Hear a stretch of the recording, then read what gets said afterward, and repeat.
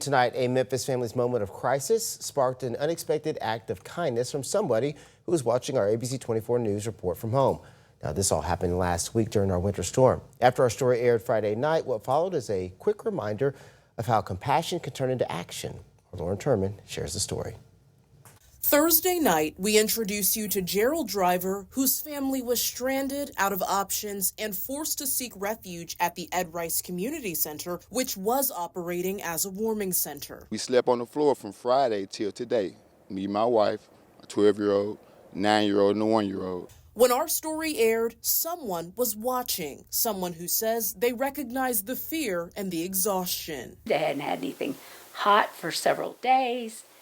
Beef jerky and fruit cups were all they'd had to eat. 3 children and an older woman, and they're all sleeping on the floor.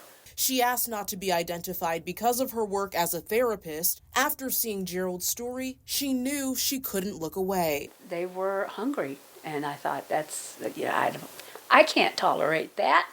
So I went on DoorDash and looked around for places that were still delivering, and I found a Shell station they were still open.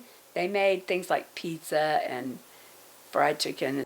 Without ever leaving her home, she went to work, ordering hot meals, air mattresses so the family could sleep comfortably, and basic supplies to help get them through. She also called local food pantries and people she knows, and through it all, she stayed in contact with the Driver family, checking in, encouraging them, and reminding them they weren't alone. Her kindness came at a time when the need across Memphis was already overwhelming. A City of Memphis spokesperson tells ABC 24 the demand at warming centers quickly exceeded expectations. While the city's 24-hour centers maintained shelf-stable food, cots and blankets had to be restocked as the cold stretched on. Driver and his family are now out of the warming center and staying with a relative, but the woman who helped them hopes city officials will publicize more information next time.